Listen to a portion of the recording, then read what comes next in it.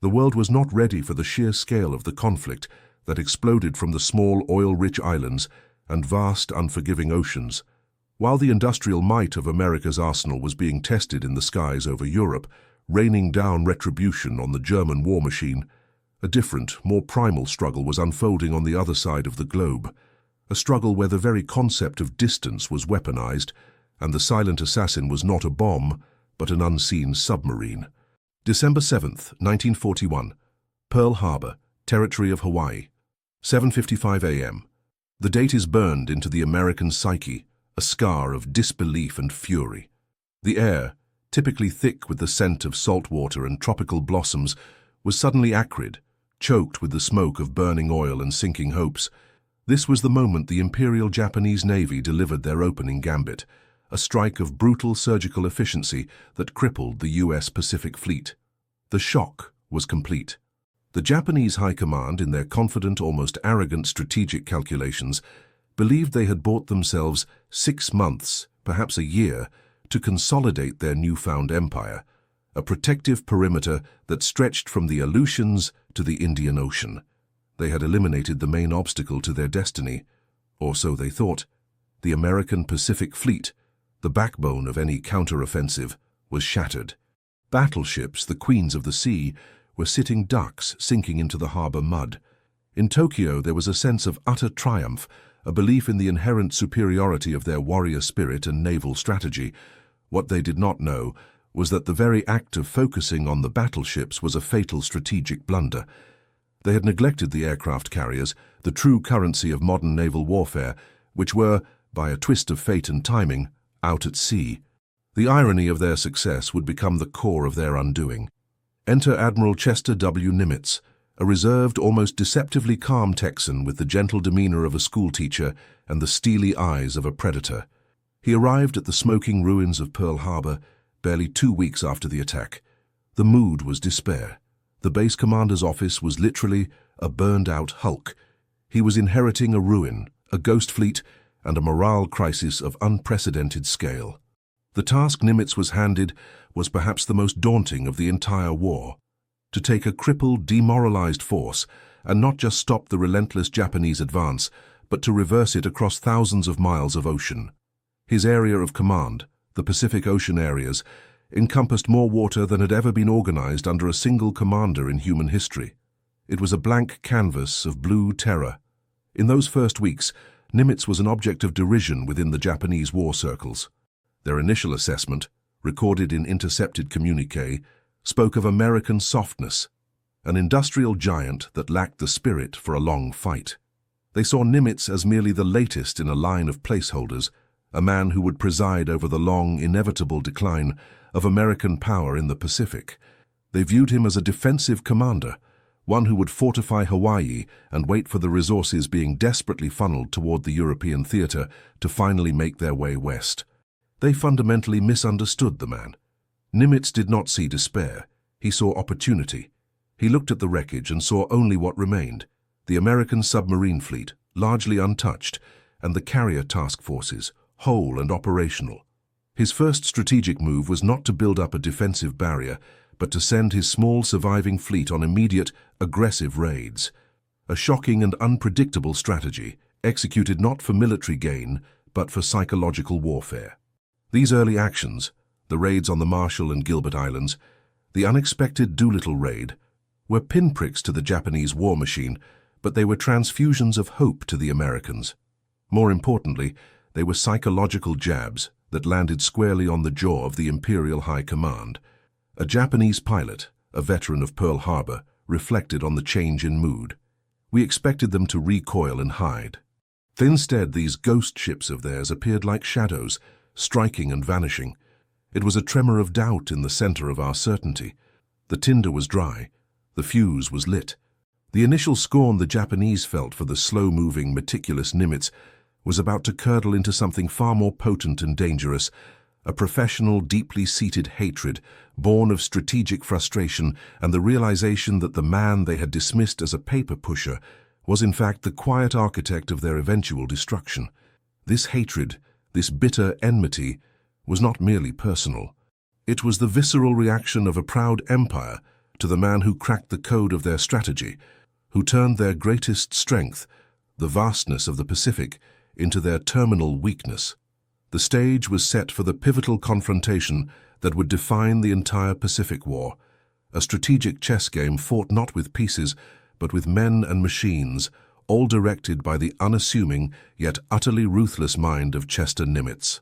If you want to know how the Admiral turned a shattered fleet into an unstoppable wave of vengeance, make sure to hit that like and subscribe button. The story of Nimitz's quiet genius is just beginning.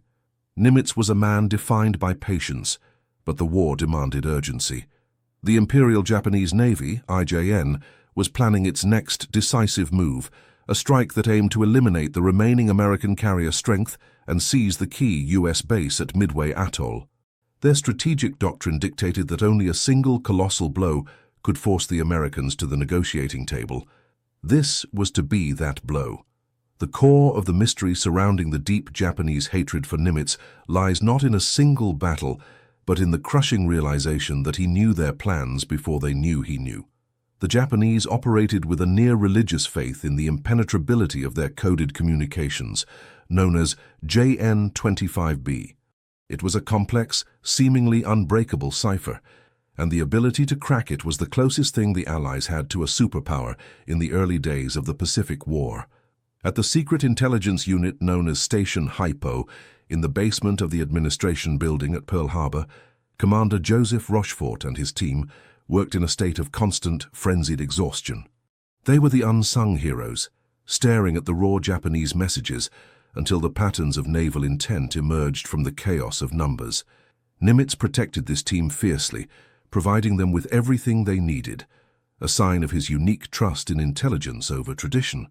The critical message intercepted pointed to a major operation aimed at AF. The Japanese brass, ever cautious, denied that AF was Midway, suggesting it was simply one of the Aleutian Islands to the north. Nimitz, leaning on Rochefort's exhaustive analysis of Japanese shipping patterns and code fragments, insisted that AF was Midway. To confirm it, he authorized a brilliant, almost theatrical piece of deception. He ordered the troops at Midway to send a fake, unencrypted radio message stating that their water distillation plant had broken down and they needed fresh water. A day later, Station Hypo intercepted a Japanese message, "AF is short of water." The tactical die was cast. This moment was the first major seed of Japanese hatred. It was a sense of profound professional betrayal. Nimitz had not defeated them with superior ships or overwhelming numbers. He had defeated them with pure intellect. He had turned their private thoughts into his public knowledge. The IJN saw themselves as masters of Bushido, the warrior code.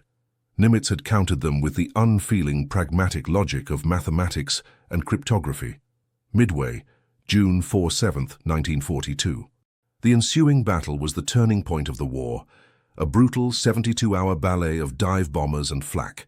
Nimitz, despite being heavily outnumbered in battleships and cruisers, had established the perfect ambush.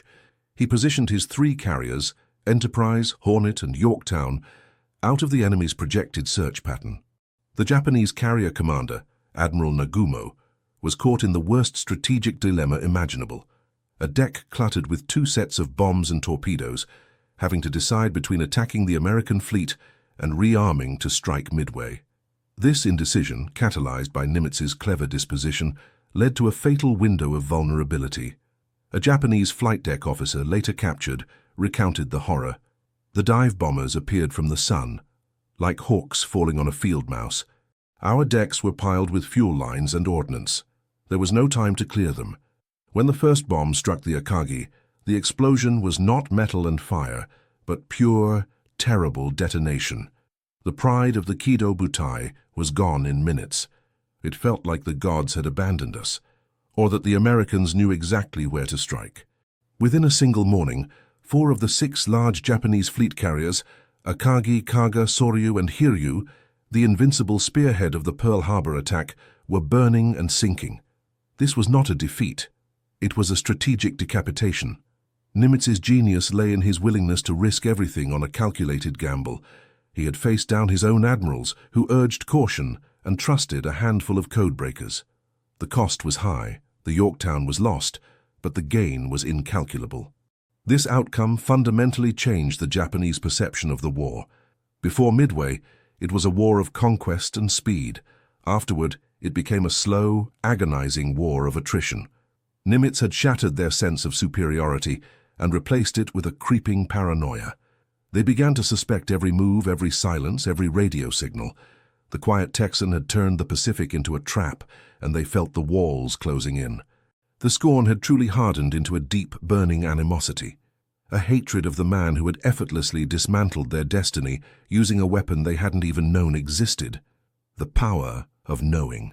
With Midway, the Japanese lost the strategic initiative, but the war was far from won.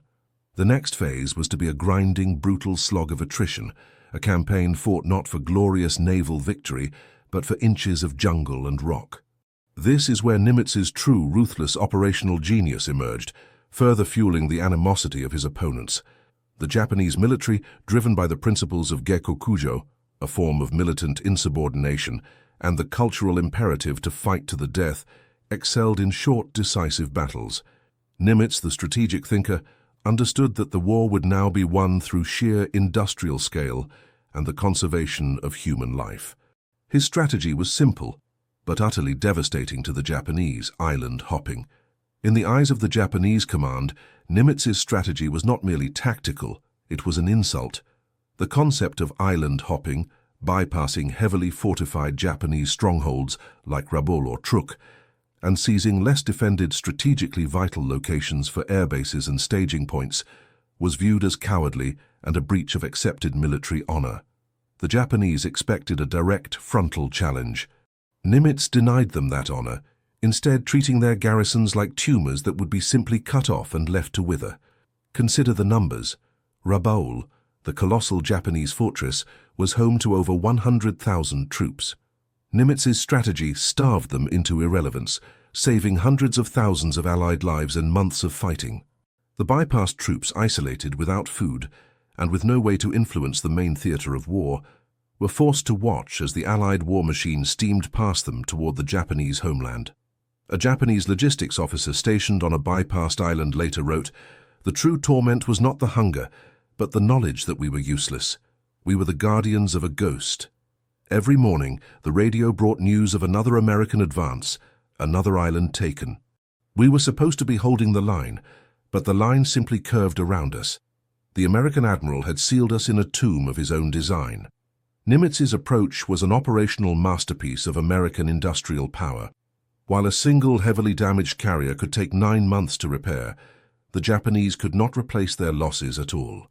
They had brilliant designers and brave pilots, but their production lines and pilot training schools could not keep pace with the massive, accelerated output of the American arsenal of democracy.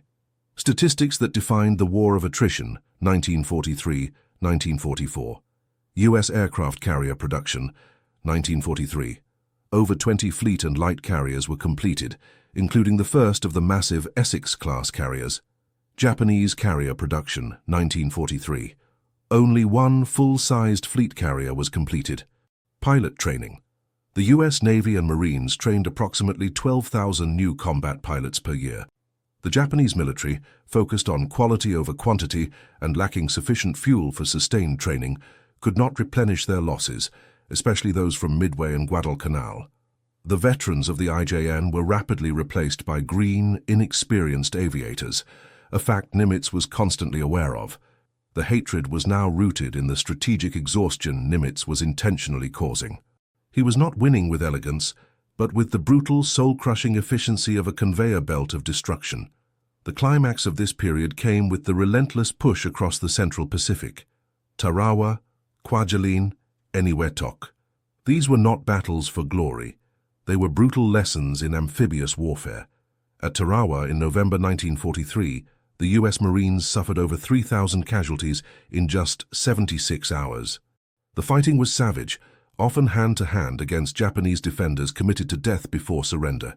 Yet even in the midst of this bloodletting, Nimitz stuck to his core strategy.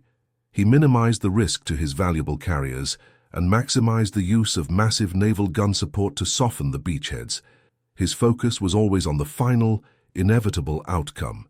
The Japanese hated him, because he treated their ultimate sacrifice not with fear, but with an equation of inevitable loss. He had taken their most sacred, most feared weapon, the fanaticism of the Japanese soldier, and reduced it to a variable in a massive, cold-blooded production schedule. This shift from a war of warrior spirit to a war of relentless, overwhelming logistics was the ultimate source of the deep and personal animosity toward the admiral who orchestrated it.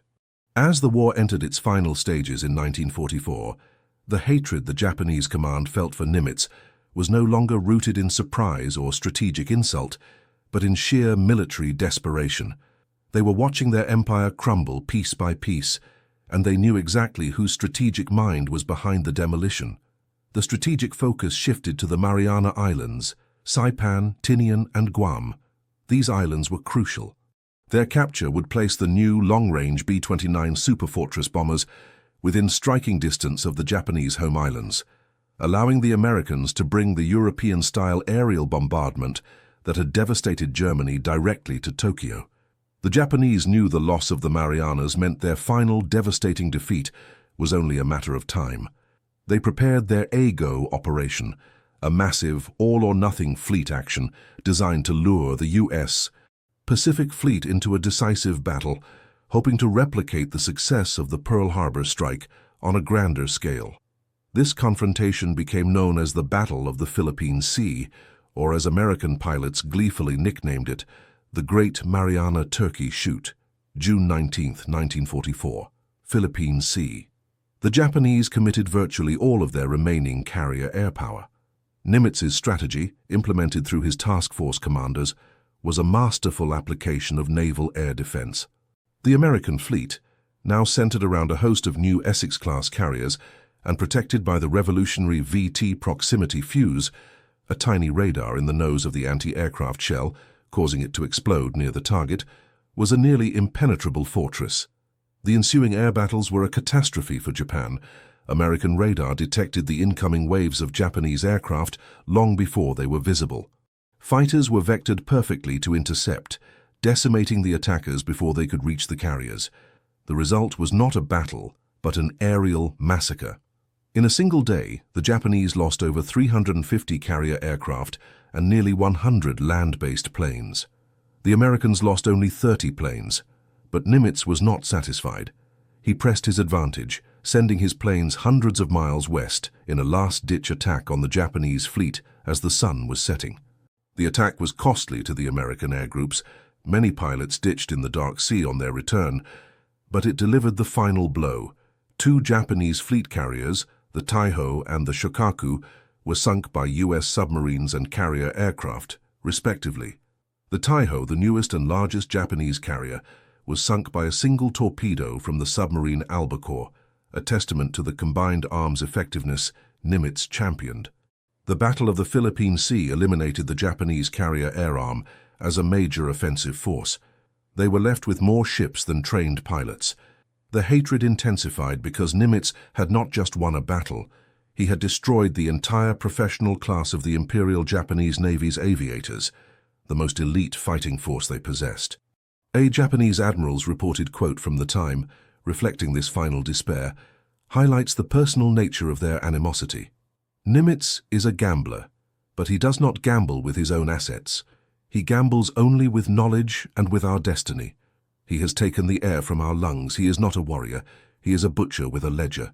By focusing on attrition, intelligence, and the conservation of his own highly trained personnel and cutting-edge technology, like the proximity fuse, Nimitz had achieved a state of strategic dominance that was psychologically crushing to his enemy.